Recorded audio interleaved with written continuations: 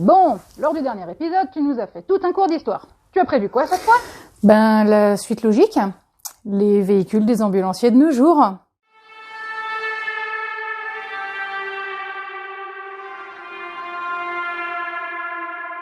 Avant de pouvoir vous parler plus en détail des ambulanciers de nos jours, de leur diplôme, de leur rôle, de leur formation, etc., je dois faire une introduction en parlant de leurs outils de travail, les différents véhicules utilisés par les ambulanciers. Le premier type, c'est le type A, dite ambulance légère. C'est une ambulance de gabarit petit utilitaire, comme celui-là. Elle est intégralement blanche, avec la croix de vie sur le capot et les portes latérales, avant et arrière. Elle possède en règle générale un avertisseur 3 tons, ce que personnellement je surnomme la soirée reggae. Quand je l'utilise, j'ai juste envie de me mettre le bonnet de Bob Marley avec les dreadlocks et tout le bazar, histoire d'être raccord.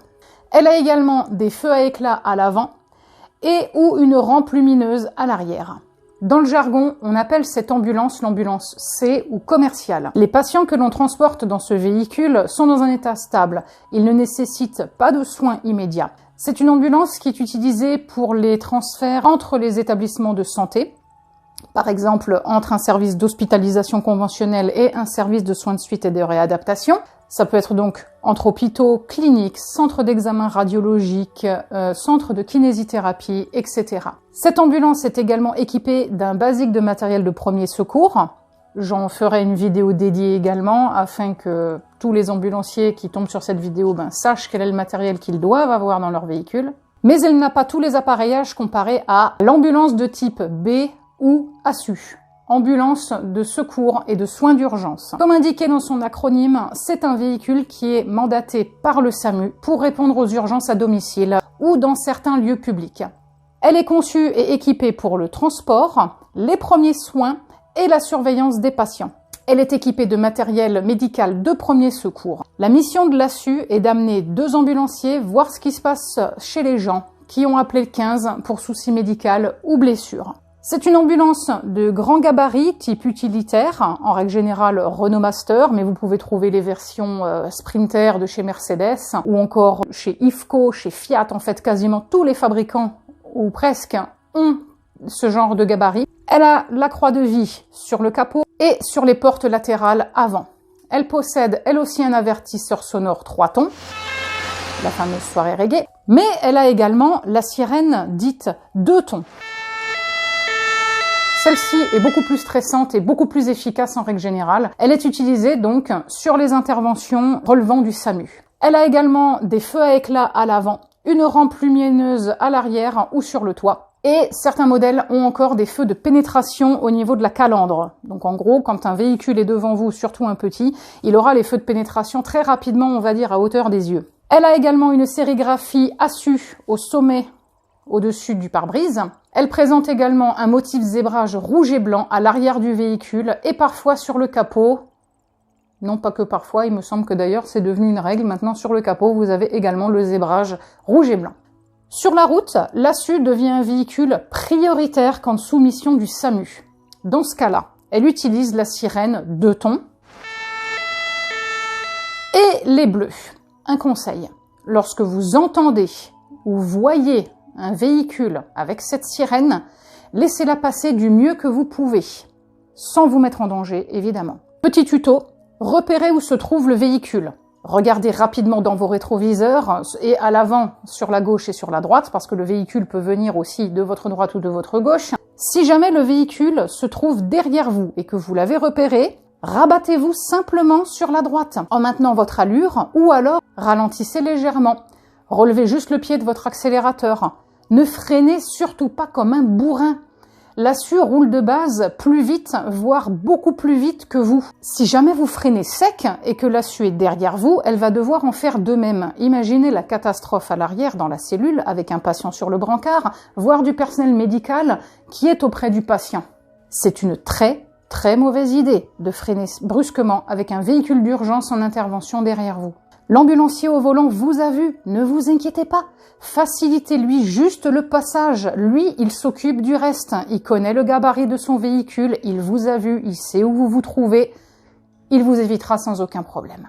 Petite précision, vous ne pouvez jamais savoir qui se trouve dans un assu, ni de quoi la personne souffre. Imaginez un instant qu'il s'agisse d'un membre de votre famille, votre père, votre mère, votre époux ou votre épouse, l'un de vos enfants, un ami. Je pense que vous deviendriez fou si jamais un usager de la route empêchait les secours de rejoindre rapidement l'hôpital avec votre proche blessé.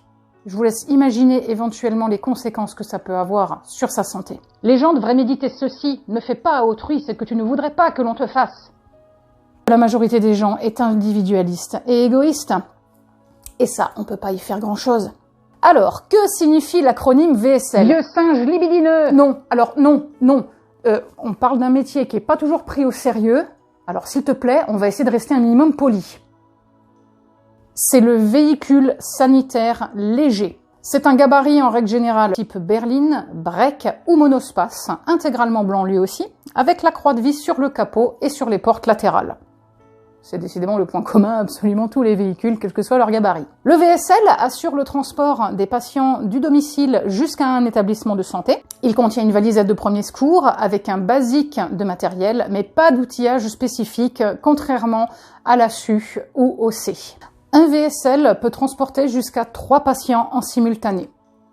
Le VSL n'intervient a priori jamais sur des interventions délicates, bien qu'il ne soit pas à l'abri qu'un patient ait un souci pendant le transport. Le plus classique, que tous les ambulanciers ont connu au moins une fois dans leur carrière, c'est votre patient que vous ramenez de sa séance de dialyse et qui se met à saigner au niveau de sa fistule artério-veineuse. Pour faire simple, petit aparté vite fait biologie et chirurgie, la fistule, c'est une veine du bras qui est mise à la pression de l'artère par opération chirurgicale. Et en fait, cette veine s'épaissit et apparaît en surface sur la peau. Vous pouvez le voir au niveau de l'illustration. Lorsqu'une fistule se met à saigner, elle nécessite une compression longue de plusieurs dizaines de minutes selon les patients à la fin de la dialyse. Et pour l'avoir connue, une fistule qui se met à saigner, je peux vous dire que ça débite. Ça débite même beaucoup. Je vous laisse imaginer l'ambulancier dans le VSL en train de rouler avec son patient, ce dernier qui se met à saigner abondamment pendant le transport. Autant vous dire que vous avez intérêt à avoir les nerfs solides, le cerveau convenablement calibré, un patient qui sait quoi faire. En général, ils sont très bien informés sur la conduite à tenir en cas de problème avec leur fistule. Et surtout du matériel à portée immédiate de main. On a vu Athos, Porthos et Aramis. Tu vas parler du vrai sujet de la vidéo maintenant? Parce que ta pseudo-introduction, c'est presque un épisode à elle toute seule. Tête à claque. Mais merci pour la suggestion. Je vais m'arrêter là pour aujourd'hui. Une partie de l'épisode sur donc les ambulanciers de nos jours est en cours d'écriture. Il me reste encore les recherches sur les textes de loi à faire. Actuellement, j'ai des grosses journées au boulot et surtout une très belle accumulation de fatigue. Je dois reconnaître que j'ai un peu de mal à trouver le temps de peaufiner mes recherches, préférant me coucher très tôt le soir, afin d'avoir les yeux convenablement calibrés le lendemain quand je prends mon service. Bon, par contre, point positif, c'est que je suis en vacances à partir de vendredi soir. Je pars une semaine en stage perfectionnement de parapente. Et d'ailleurs, j'étais en train de me dire que j'allais peut-être vous faire un vlog à ce sujet. Dans mes souvenirs, les formateurs nous filment pendant notre progression.